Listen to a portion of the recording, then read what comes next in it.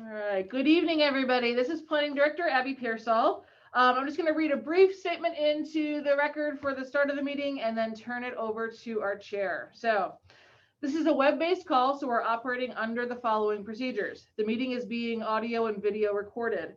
A recording of the video will be available within 24 hours and will be posted to the Town of Waterford's Planning Department website. To ensure good sound quality, the default rule for this meeting is that everyone will remain on mute unless they are speaking. If an attendee creates an audio or visual disruption, the Zoom moderator may place them on mute or remove them from the meeting if their disruption continues. We will not use the chat feature in this meeting.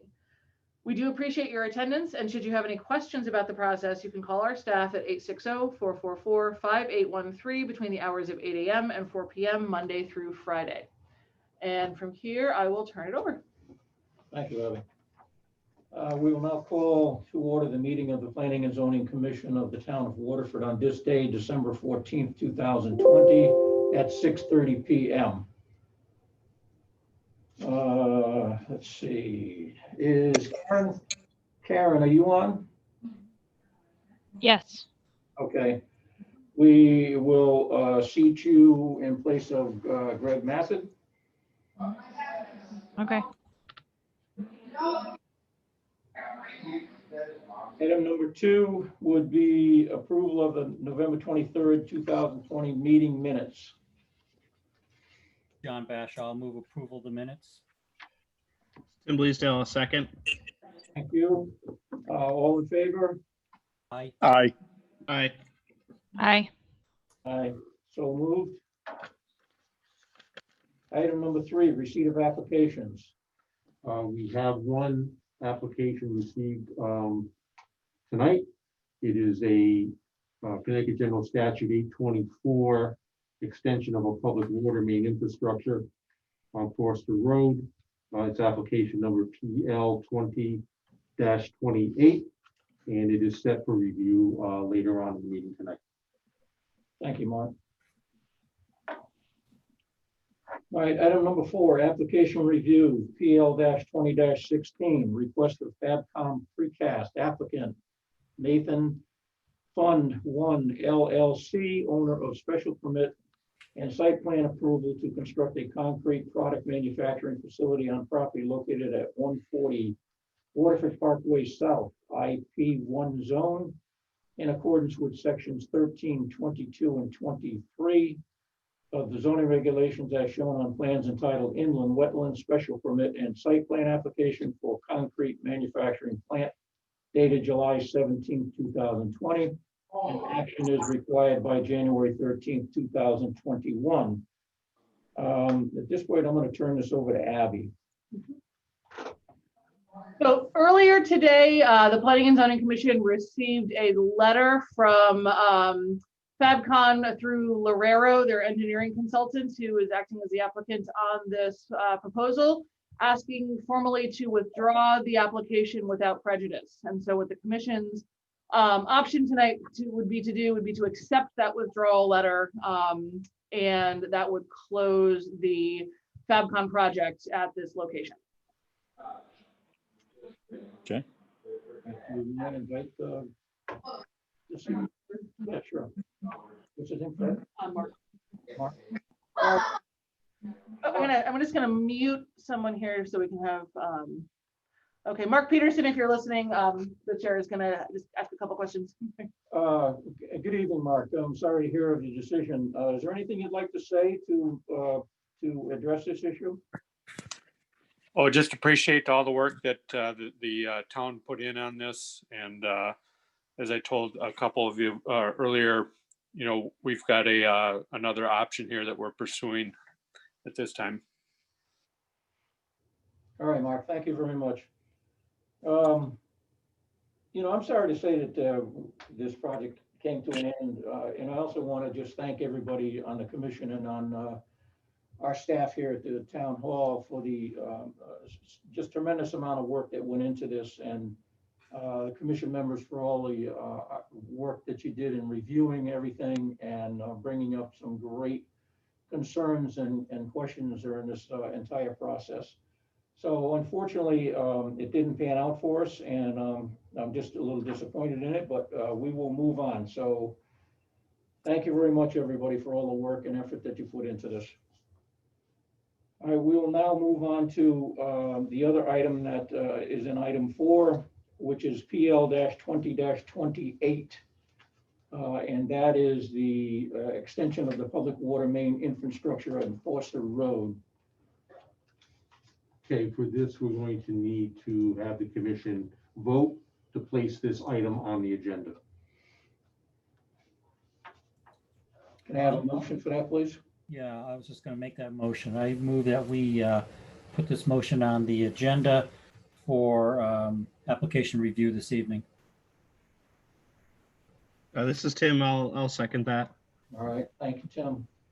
All in favor? John, Aye. Tim? Aye. Aye. Karen? Who's there? Aye. Is Joe DeBono there? Yes, aye. All right, aye. So moved, all in favor. Do we have,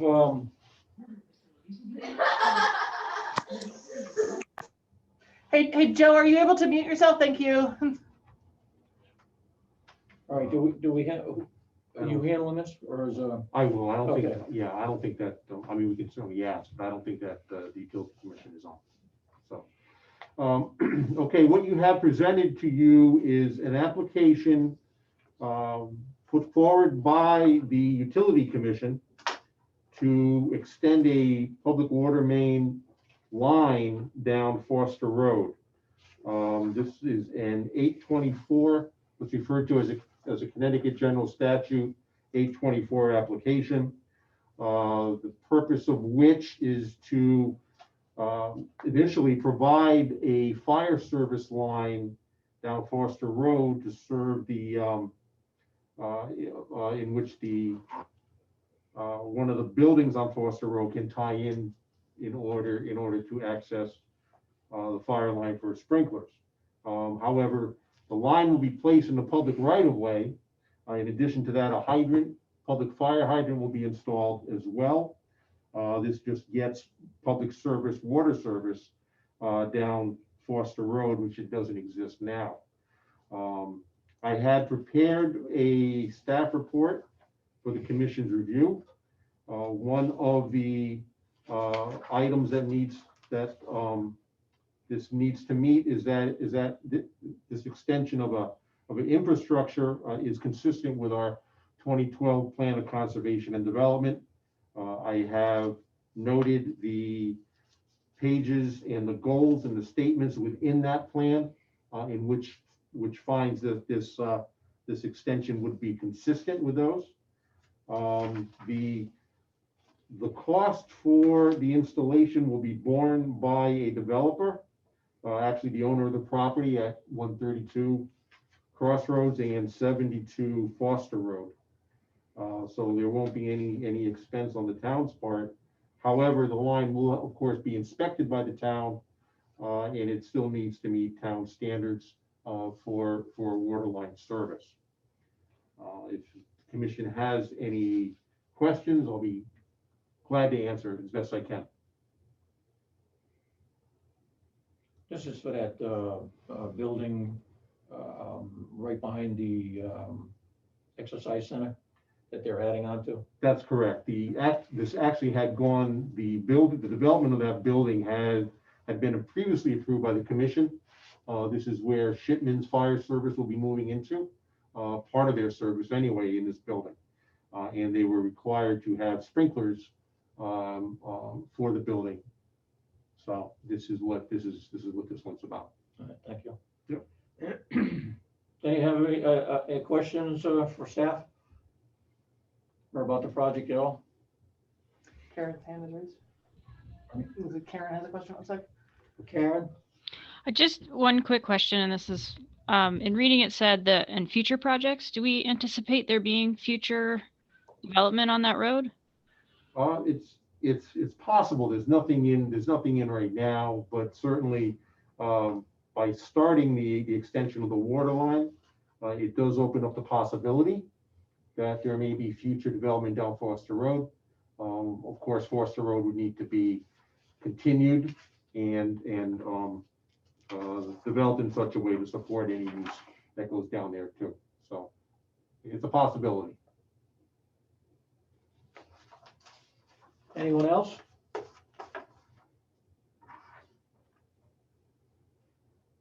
Okay, hearing none, we can entertain a motion. Or, excuse me, John Bashaw. I move that we approve the Planning and Zoning CGS Section 8-24 application PL 2028 for the extension of the public water main within Foster Road by finding that the proposal is consistent with the Town of Waterford 2012 Plan of Preservation, Conservation, and Development, in that it is an investment in infrastructure in order to promote and support business and economic development, and it provides for appropriate utility infrastructure, and that we adopt the findings 1 through 3 of the staff report. Thank you, John. Do I have a second? This is Tim. I'll second that. All right, thank you, Tim. All in favor? John, Aye. Tim, Aye. Karen, Aye. Joe? Aye. And I am also in favor, so the motion moved. Very good. Okay, now item number 5 would be correspondence. We have no. No correspondence. Item number 6, administrative review. That will be the fiscal year 2021-2022 budget. Who's going to handle that? You, Abby? Yep, so take a look at the budget here. So we've presented to you a budget that reflects a few changes this year, and I can just quickly highlight a few of those. The primary one is on salaries. We've had a couple of RTM votes to settle on some salary cost of living raises over the last couple of years. So there's some retroactive stuff built into this. And so the number is higher than it was last year for that reason. We've done some modifications to our professional fees line. It's a little bit higher this year to account for some additional opportunity for GIS or consulting services as the commission sees fit over the course of the year. Service contracts and repairs has gone down a little bit. So overall, this section of the budget winds up being a little bit lower than last year. The reason for service contracts and repairs going down is that one of our expenses for GIS server and background technology maintenance has moved over to the IT budget. So that's no longer housed in this department. Under materials and supplies, office supplies is up a little bit. There's a couple pieces of equipment that we're hoping to get this year to make some of this virtual stuff a little bit easier and to be able to be more flexible in the types of meetings that we host in the future. And you'll see fuels and lubricants is down a little bit because the cost of gasoline has reduced. So generally speaking, we tried to stay on par. I think the overall budget increase is about 1.86%, which again really reflects mostly the salary issues. So we tried to mitigate some of those salary increases with other small cuts where we could, but we tried to stay as low as possible given those numbers. If folks have questions, I'm happy to answer them. But again, like I said, we tried to stay fairly consistent with what we've done in years past. Any questions, anyone?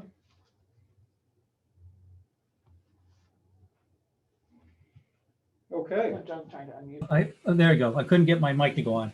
All right.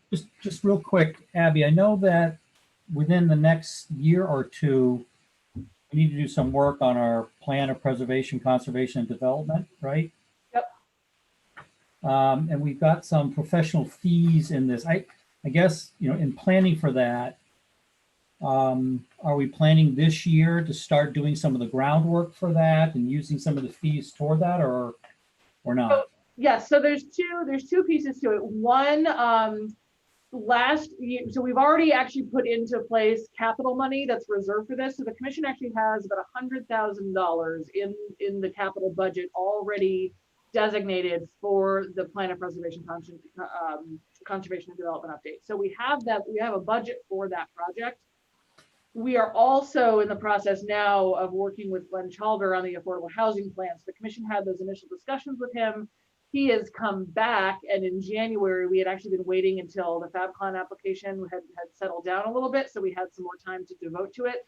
But the commission will have in front of it the makings of a fully functional affordable housing plan that can then be incorporated as a component of the POCD. So there's a step along the way that's happening, and then we had been waiting on the formal start to the POCD efforts until the affordable housing plan piece was wrapping up a little bit, so that it didn't we didn't confuse efforts or stretch ourselves too thin.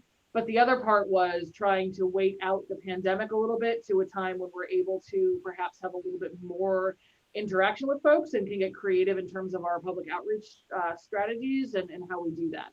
So because the POCD element obviously is not just the Planning and Zoning Commission, there's folks from all different portions of the town and community that get involved in that. So the short answer is yes, financial planning has been done for that. I would anticipate the POCD group forming, sort of going into this late spring, early summer, and starting that effort in earnest as the affordable housing plan wraps up. Thank you. Any other questions? Yeah, this is Tim. I have a follow-up question on the professional fees line. I guess so. I was looking at the narrative on page 4, and it looks like we're planning to take a little bit more of a focus on trying to address some long-term zoning violations.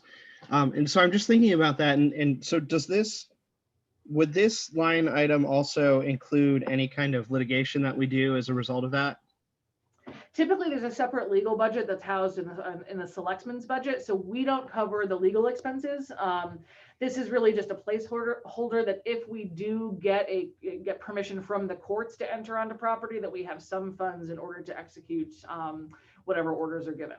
That's a very, very rare occurrence, but we have found this year there's been a couple cases that have necessitated town cleanup, and we've been kind of scrambling to find some volunteer efforts and to work with members of the community willing to give funds toward it. But it really is something that the town should be prepared to budget for. We may not need to use it, but we want to certainly make sure we have something for it. Okay, that sounds good. And I guess the flip side of that question then, and you may have just answered it with your comment about there being a separate legal fund under the selectmen's review there. But would this also cover any appeal that's taken from our decisions, or is that from that separate? Typically, yeah, typically appeals will be taken from that separate legal fund. Okay, sounds good. Thank you, Tim. Anything else? All right, hearing none, we can accept the motion. I move that we approve the budget as proposed. Second. This is Tim. I'll second that. All right, thank you. All in favor? John? Aye. Tim? Aye. Karen? Aye. Joe? Aye. And I am also in favor, so that motion is approved, as well as the budget. Okay, we're down to item 7, which is adjournment. So move. Second. All in favor? Aye. Aye. Aye. All right, everybody, thank you very much. You have a great week. We'll see you next Monday. Take care, everybody. Night. Right.